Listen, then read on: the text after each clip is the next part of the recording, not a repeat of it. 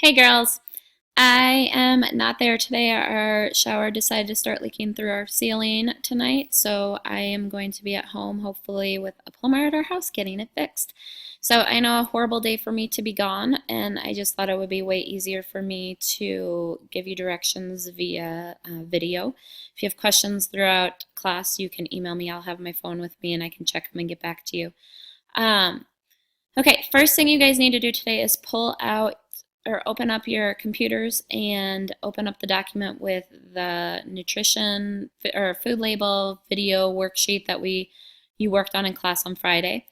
And I want you to go through at your tables and compare your answers and make sure that you all are on the same page with all your answers. And if you have any answers that differ, either go through the video and watch the video on that portion again and figure out the correct answer, or see if somebody at another table has the right answer that can come over and explain to you what the answer should be so that you guys are on the right track. The biggest things you need to know are the 3 things to look for on a food label, and then be able to go through and look at food labels and judge them based on the 520 rule.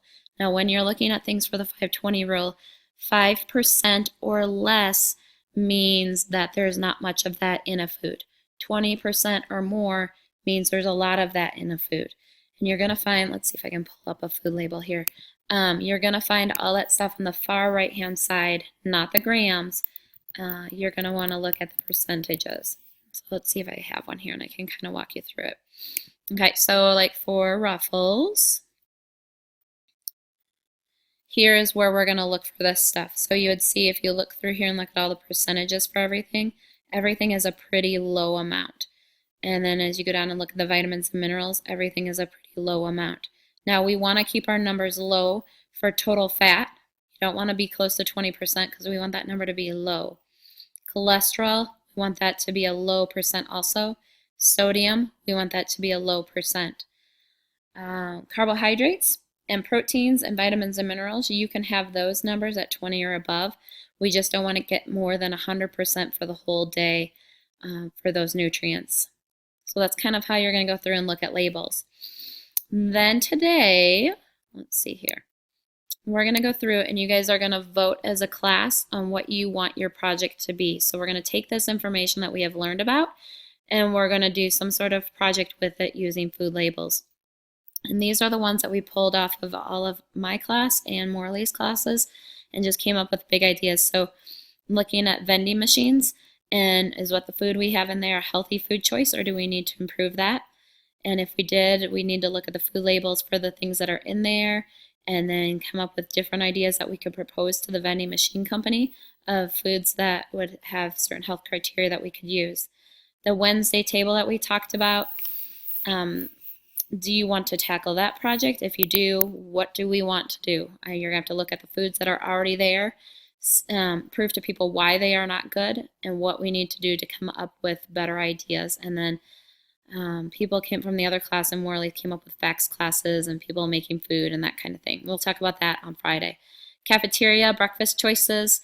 I can show you where to go for that, and I'll have stuff for that linked on Google Classroom if that's the one you want to do. You can look at the current food choices that are given, and I'll show you a link where to go for that so you can see all the nutrition information and all the food label information for those, and then what is wrong with the foods that we eat there and what could be better. Same thing with lunch choices. I have all that information. I'll link for you too. Another class talked about talking to the cafeteria about reorganizing the way that they do the food and labeling, putting food labels up so that they can see what is exactly in the food that they're eating. If you remember back from the video we watched about Nebraska, they have signs hanging from the ceiling that say carbohydrates, proteins. Maybe that's something we could put on the low windows by each of the foods. Definitely something you guys can talk about. A PSA, which would be a public service announcement for food labels, how to read them, the important information to have on them, different ideas of good foods that you guys could eat, info sent to parents or students, or an informational event for families at school. Totally do whatever you guys like with that and come up and be creative with that. And then I think this is specific to a group in Miss Morley's class. They wanted to talk about growing fruits and vegetables in the greenhouse and then what we could do with those. And they're going to work with the science department on that. So here is my suggestion. I need to have one of you guys kind of become the group leader in the class. And if you can't decide, then have the sub randomly pick out one of the names on the seating chart, and that person will be the group leader. You need to come up with the pros and cons. So at each table, talk about the pros and cons of each of these. Which one do you think that you could use most of your food label information the best? And then as a class, vote on which one of these you guys want to do. I'd stay away from number 9, just because I think that's somebody from Morley's class is going to do. And then once you guys decide on the one you want to do, you need to brainstorm a list of things that you need to do and what is your final goal of the project.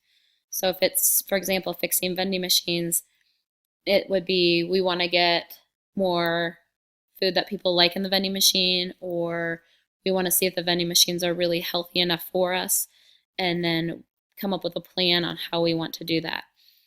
If you want to do the Wednesday table, I will also attach on Google Classroom all the foods that we brainstormed and that we saw people eating for breakfast on Wednesday morning. You guys can start to pull the food labels for those and start analyzing those foods and talk about the good and the bad of each of the foods. Breakfast and lunch choices, that would be something. What would your final outcome be? Would it be that you want to set up a meeting with the head person in our district and talk to them about the food choices and why they choose the food they do?